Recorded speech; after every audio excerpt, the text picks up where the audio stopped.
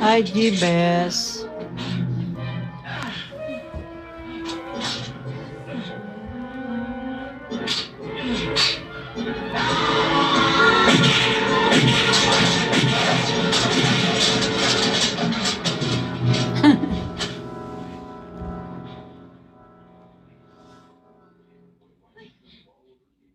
Hi!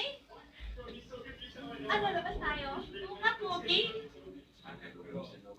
Sige na. Siya? May ikaw lang? Ako? Type ako ng maganda. Black, ha?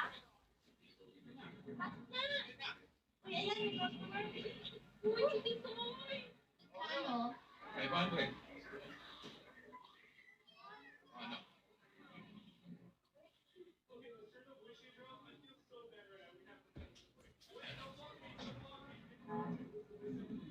Let's go.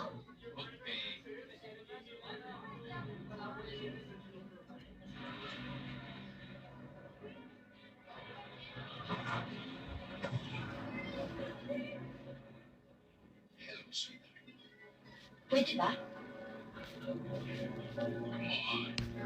Ang ate-ate mo. Kaya ka naman. Subukan mo, ha? Magkakaluman tayo. Sige! Full damper pa pala ito. Hoy! Nasa ka ba? Labas! Labas! Wala akong ginagawa! Talagang wala akong ginagawa!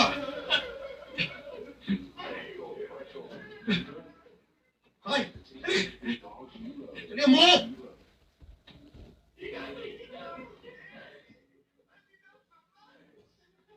Awit ni Leko. Rudy, nasaan yung mga fingerprints na kinuha mo sa pinangyarihan ng krimen?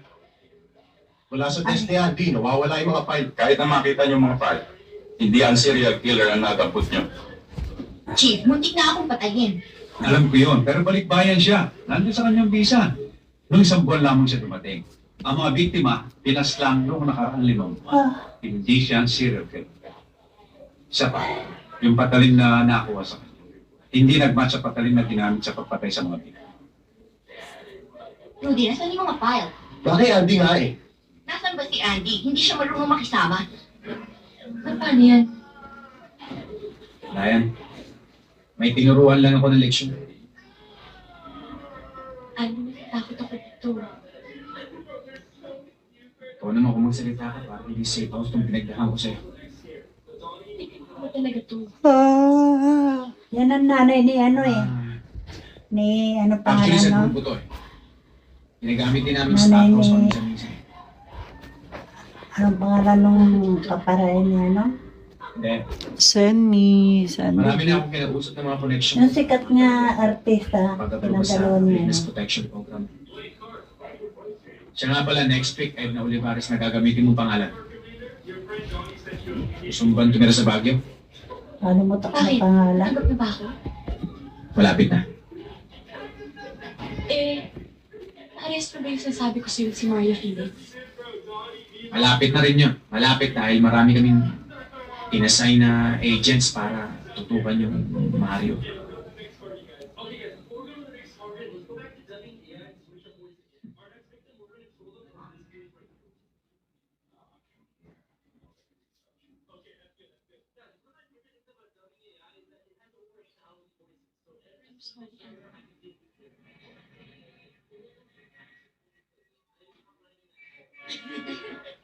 O paano? Mag-iwalay na tayo, ha? Sige, pupunta pa ka tayo sa nanay ko eh. Ngayong gabi? Oo, baka naman kung saan pa kayo magpunta, ha? Malaysia na lang kayo sa bahay niyo. Kami eh. O, ayan na. Bye!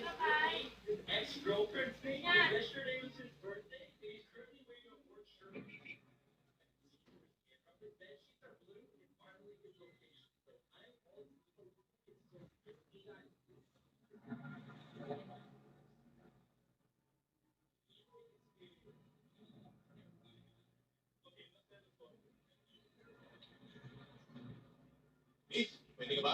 Magkano? Ikaw, paano ba? 500. O sige, kaya na. Sige. Inaayos pa ang lugar ng krimen. Nilagyan pa nga ng taon sa mukha yan. Gaya na lang nun. Mukhang nasa kontrol ng killer.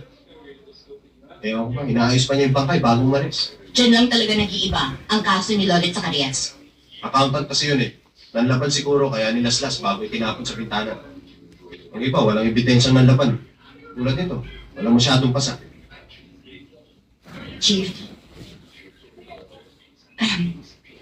I suggest ipagpatuloy natin ang pagbibitag. Kung ako nakachempo dun sa killer, siguradong huli yun. I disagree. Like always. Chief, hindi sa isang lugar galing IG ang biktima na. Bes. Ilang pick-upan ba meron tayo dito sa Metro Manila? Meron tayo sa Makati, meron tayo sa Quezon City, at Maynila. Eh kung maglalatag tayo ng bitag sa Maynila, halimbawa nasa Makati o nasa Quezon City yung killer, eh di na-leche na tayo. E dilagyan lahat ng lugar ng bitag.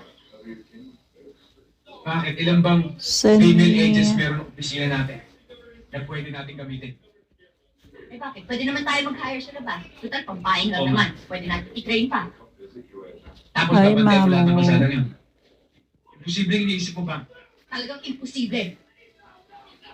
Lalo na kung ganito lang tayo ng ganito. I Tapos see you. ang fingerprint files natin na nasa iyo ay nawawala. Alam ko, nasa opisina lang yan. At kung nawawala man yun, siya sa atin dito nakawala nun. Exactly. Andy, ang hirap sa'yo, puro ka objections eh. Ano naman ang suggestion mo?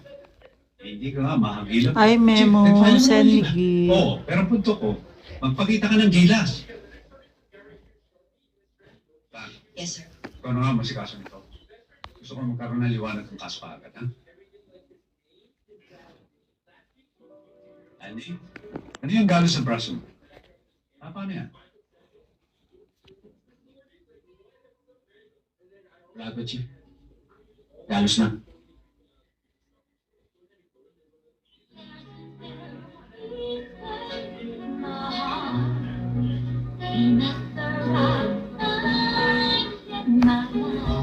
Waiter!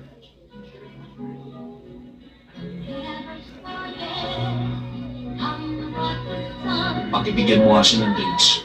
Yung red wine.